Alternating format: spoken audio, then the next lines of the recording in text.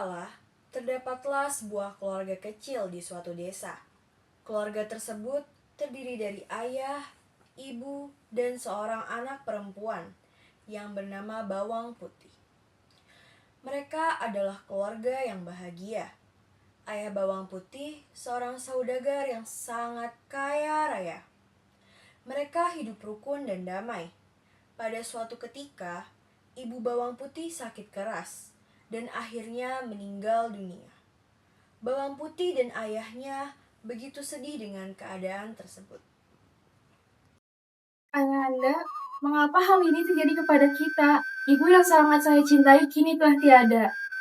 Sudahlah nak, jangan kau ratapi kesedihanmu itu. Bersabarlah nak, ini semua sudah takdir dari Tuhan.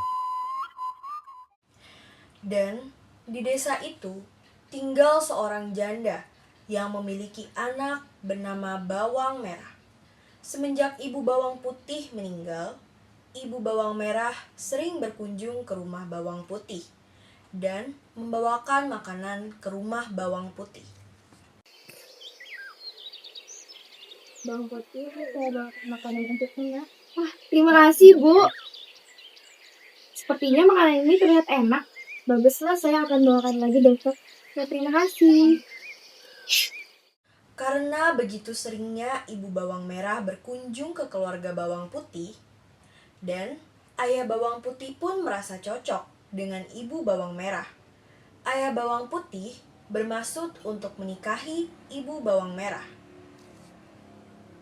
Bawang Putih, apakah engkau menyetujuinya jika ayahanda menikah dengan ibu Bawang Merah?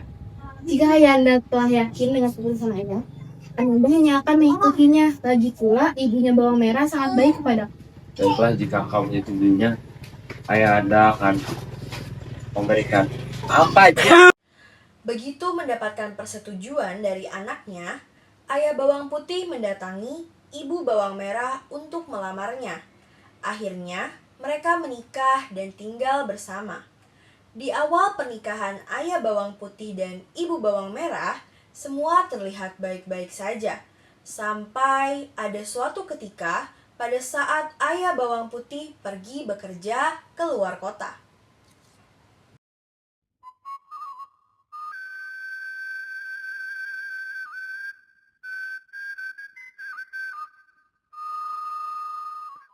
Bawang Putih, setiap hari kamu harus bangun lebih pagi ya, dan membersihkan rumah, juga masak makanan sendiri.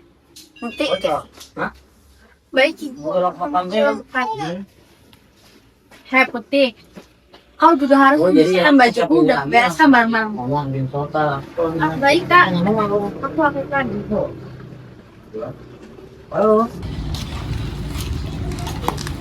Putih, kenapa kau selalu bekerja sendirian?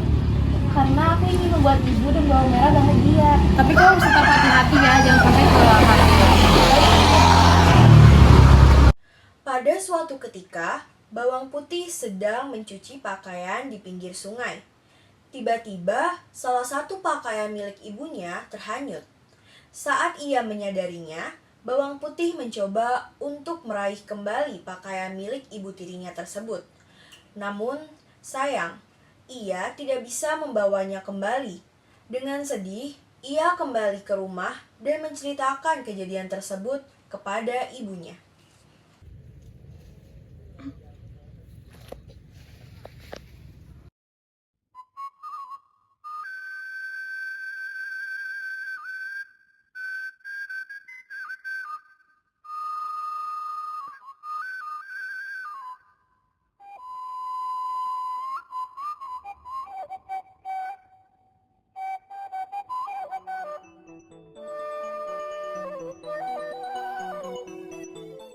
Akhirnya, Bawang Putih pun pergi menyusuri sungai untuk mencari selendang ibu tirinya.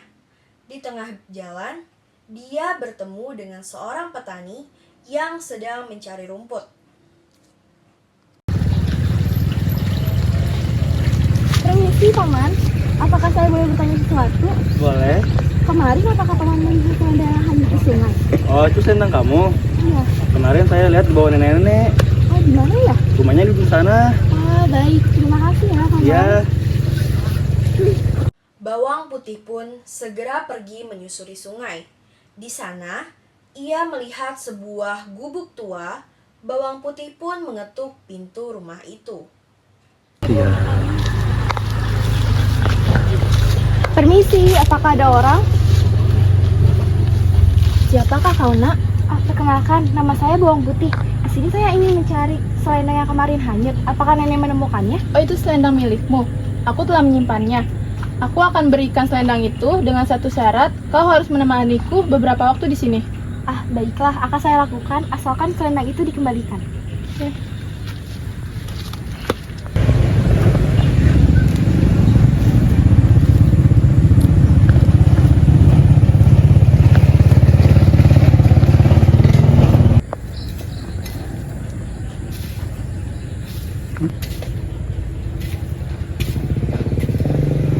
Beberapa waktu sudah bawang merah tinggal bersama nenek tersebut. Selama ia bersama nenek, hal yang ia kerjakan hanyalah bermalas-malasan saja, dan tidak ada hal baik yang ia lakukan. Ketika tiba saat bawang merah hendak pulang,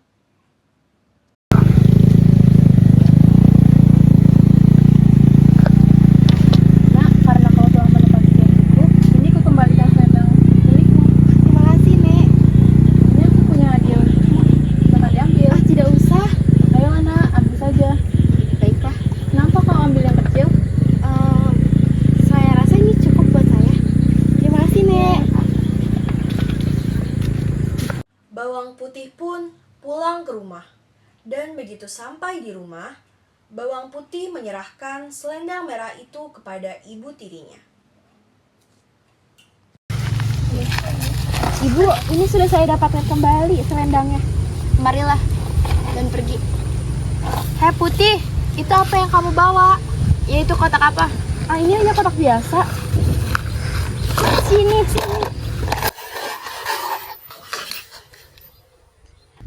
Hei Putih, dari mana kamu mendapatkan kotak yang berisi emas dan permata ini? Iya, dari mana kamu mendapatkan ini?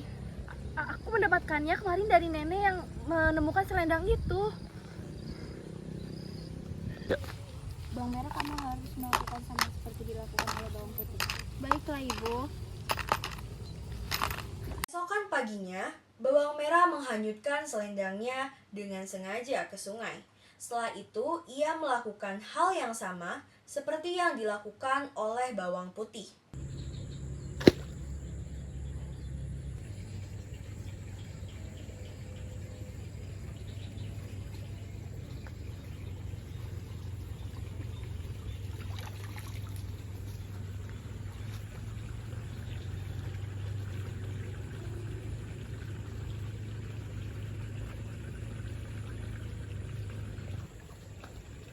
Hei, penaik tua, apakah kau melihat selendang yang hanyut di sungai ini? Ya, saya melihatnya. Tadi bawa nenek-nenek tua. Rumahnya di sana. Oke, baiklah. Bawang merah lalu bergegas menuju di tempat kediaman nenek. Hei nenek tua, apakah nenek melihat selendangku yang hanyut beberapa saat di sungai? Oh, aku menemukan selendangmu. Akan kuberikan dengan satu syarat. Kau harus menemaniku beberapa saat di sini. Baiklah.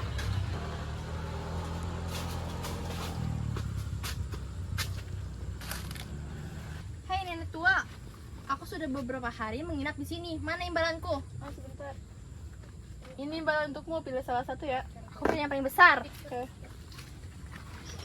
Begitu sampai di rumah, bawang merah segera memanggil ibunya dan dengan senang hati menunjukkan buah labu tersebut. Ibu bawang merah dan bawang merah merasa takut jika bawang putih melihat ia akan meminta bagian. Maka ibu bawang merah menyuruh bawang putih untuk mencuci baju di sungai. Ibu, aku mendapatkan kotak seperti bawang putih kemarin. Ayo kita buka. Ayo.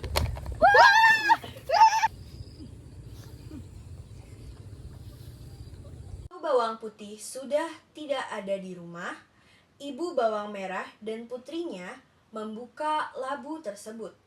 Namun, ternyata yang keluar dari buah tersebut bukanlah emas dan permata, melainkan seekor binatang ular dan amat berbisa. Ular tersebut langsung menyerang ibu bawang merah dan bawang merah hingga akhirnya mereka berdua meninggal dunia.